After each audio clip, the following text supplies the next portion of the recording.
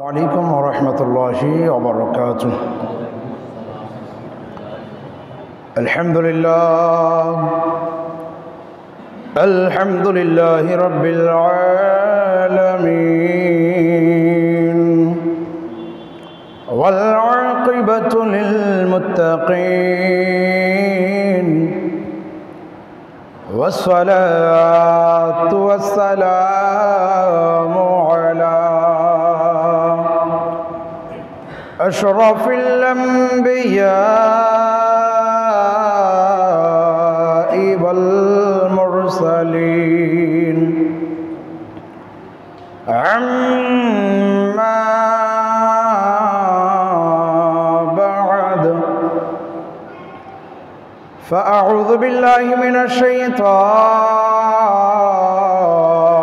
الرجيم. بسم الله الرحمن الرحيم. يا أيها الذين آمنوا لا تقولوا راعنا وقولوا انظرنا واسمعوا، وللكافرين عذاب أليم. وقال تعالى في شأن حبيبه: إن الله وملائكته يصلون على النبي يا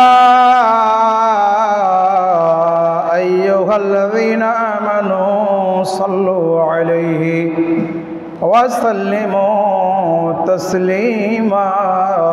اللهم صل على سيدنا مولانا محمد وعلى آل سيدنا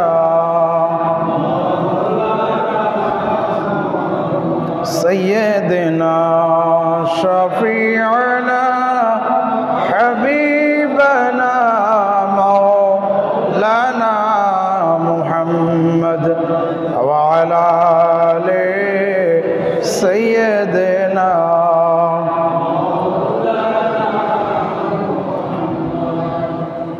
নূর নবীজির আগমনে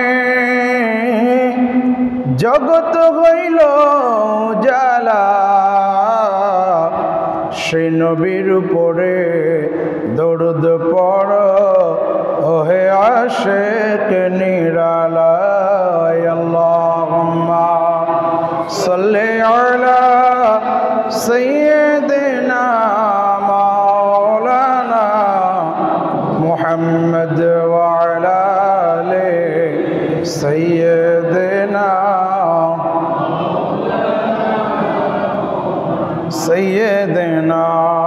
শাফিউনা হাবিবানা মাওলানা মুহাম্মদ ওয়া আলা আলি সাইয়্যিদিনা।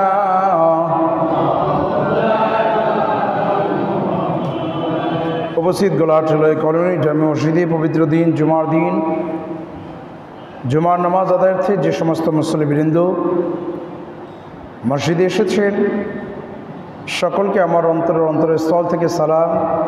আসসালামু আলাইকুম ওয়া রাহমাতুল্লাহি ওয়া বারাকাতুহু। আল্লাহ তাআলার দরবারে সর্বপ্রথমে শুকরিয়া আদায় করি যে আল্লাহ তাআলা আমাদের সকলকে পবিত্র দিন জুমার দিন, ঈদের দিন, জুমার নামাজ আদায়ার্থে জুমার নামাজ আদায়ের জন্য মহান রব্বুল আলামিন মসজিদের সকলকে আসার বসার যে তৌফিক প্রদান করলেন, এই জন্য শুকরিয়া আদায়ার্থে সকলে মিলে একবার বলি আলহামদুলিল্লাহ। অগণিত দরুদ ও সালাম সেই অদৃশ্যের সংবাদদাতা নবীর প্রতি পেশ করছি যেই নবীজি গায়েবের খবর প্রকাশ করতে কৃপণতা করেন না, সকলে মিলে সেই নবীজির প্রতি একবার দুরূদ শরীফের হাদিয়া পেশ করে বলি সাল্লাল্লাহু আলাইহি ওয়াসাল্লাম। দরুদ ও সালামের অগণিত ফজিলত ও বরকত রয়েছে। যে ব্যক্তি জুমার দিন নবীজির উপরে ৮০ বার দরুদ শরীফ পাঠ করবে, মহান রব্বুল আলামিন ওই ব্যক্তির ৮০ বছরের গুনাহকে মাফ করে দিবেন।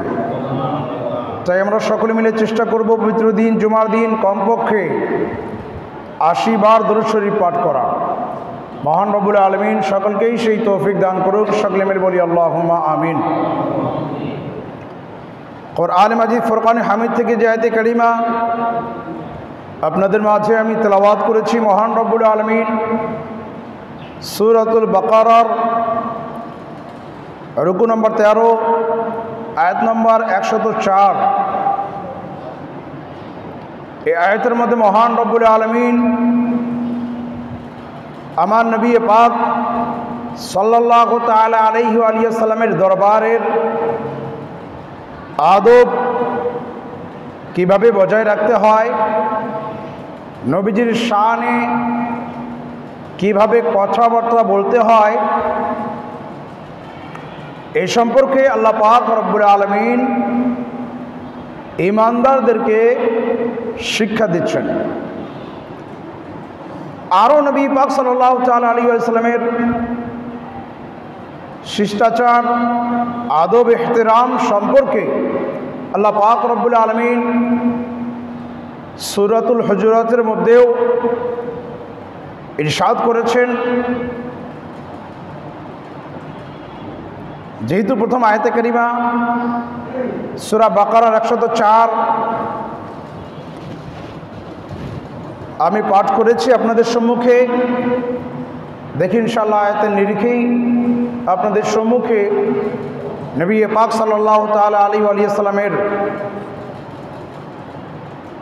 শিষ্টাচার আদব ইহতিরাম সম্পর্কে আমি আলোচনা করার চেষ্টা করব। মহান রব্বুল আলামিন যেন আমাকে কথাগুলো বলার তৌফিক আপনাদের দান করেন, আপনারা মনোযোগ সহকারে যেন শুনতে পারেন, বুঝতে পারেন যে নবীজির দরবারের আদব কি। নবীজির